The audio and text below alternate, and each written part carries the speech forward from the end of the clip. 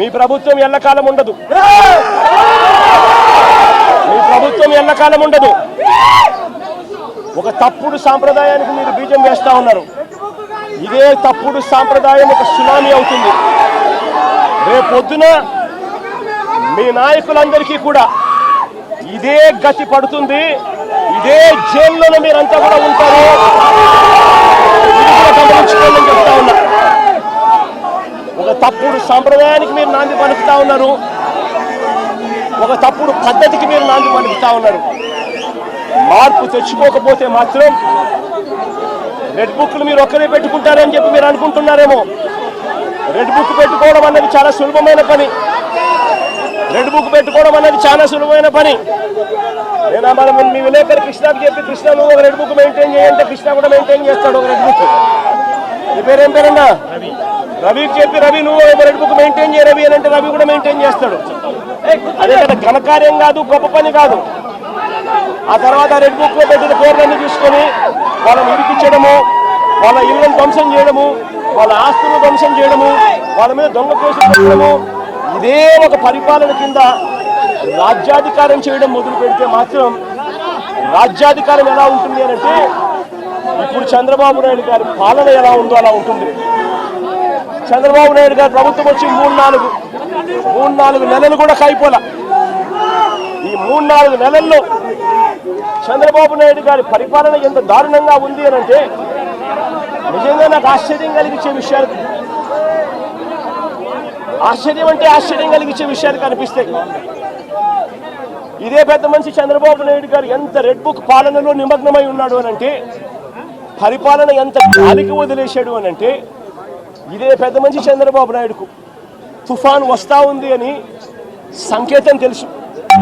బుధవారం నాడే తుఫాను, శుక్రవారం సాయంత్రం నుంచి తుఫాను రాబోతా ఉంది, భారీ స్థాయిలో వర్షాలు పడతాయి, అతి భారీ వర్షాలు కురుస్తాయి శుక్రవారం సాయంత్రం నుంచి అని తనకు అలర్ట్ వచ్చింది.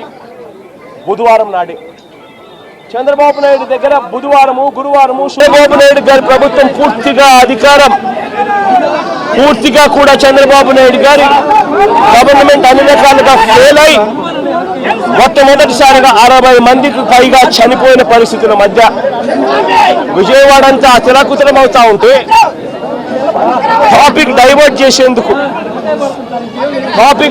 చేసేందుకు ఒక దళిత ఎంపీని 4వ తారీఖు రాత్రిని అరెస్ట్ చేస్తారు. విజయవాడ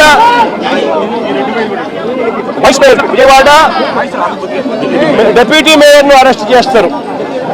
కేవలం డిప్యూటీ మేయర్ భర్తను అరెస్ట్ చేస్తారు. అది 4వ తారీఖు రాత్రి.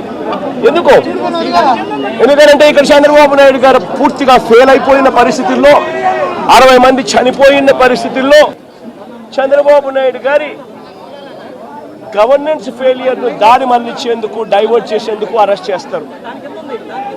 అసలు ఈ కేసుకు సంబంధించి పూర్వాపరాలు చూస్తే ఈ కేసుకు సంబంధించి 3 సంవత్సరాల పైచిలకు 3-4 సంవత్సరాల కిందట జరిగిన ఈ కార్యక్రమం, ఈ ఘటన 2021 అంటే దాదాపుగా 4-5 సంవత్సరాల కిందట జరిగిన ఘటన. దాదాపుగా 4 సంవత్సరాల కిందట జరిగిన ఘటనలో ఈరోజు టాపిక్ డైవర్ట్ చేసేందుకు 4వ తారీఖు రాత్రిన సురేష్ను, దళిత ఎంపీని, విజయవాడ డిప్యూటీ మేయర్ భర్తను అరెస్ట్ చేస్తారు. నేను అడుగుతా ఉన్నా, సూటిగా నేను ఒక ప్రశ్న అడుగుతా ఉన్నా. ఆ రోజు ఏం జరిగింది? తెలుగుదేశం పార్టీకి సంబంధించిన అఫీషియల్ స్పోక్స్ పర్సన్ పట్టాభి అనే వ్యక్తి ఆ రోజు సిట్టింగ్ ముఖ్యమంత్రిగా ఉన్న అప్పట్లో సిట్టింగ్ ముఖ్యమంత్రిగా ఉన్న వ్యక్తిని బోసుడీకే అని తిట్టాడు. బోసుడీకే అంటే ఏమిటో తెలుసా? తెలుగుదేశం పార్టీ కార్యాలయంలో తెలుగుదేశం పార్టీ అధికార ప్రతినిధి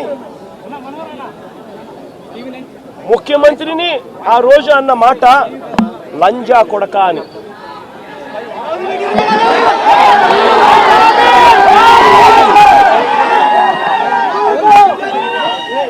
నిజంగా ఆ మాదిరిగా ఒక వ్యక్తి తిడితే రాష్ట్ర వ్యాప్తంగా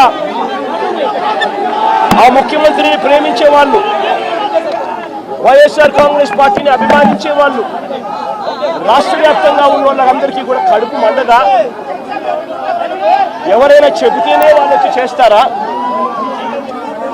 కడుపు మండిన వాళ్ళు ఈ అన్యాయాన్ని చూడాలనుకునే వాళ్ళు, చూడకూడదు అని అనుకునే వాళ్ళు కొంతమంది తెలుగుదేశం పార్టీ ఆఫీస్ దగ్గరికి వెళ్ళి అటువైపు నుండి తెలుగుదేశం పార్టీ వాళ్ళు తప్పు చేసిందే కాక ధర్నా చేయడానికి వచ్చిన వాళ్ళ మీద దాడి చేయడానికి కూడా ప్రయత్నం చేశారు. ఆ దాడి జరిగిన పరిస్థితుల్లో, ఆ తోపులాటలో, ఆ తొక్కిసలాటలో తెలుగుదేశం పార్టీ ఆఫీసు మీద కొద్దో గొప్ప రాళ్ళు పడిండొచ్చు. నేను అడుగుతా ఉన్నా, ఆ జరిగిన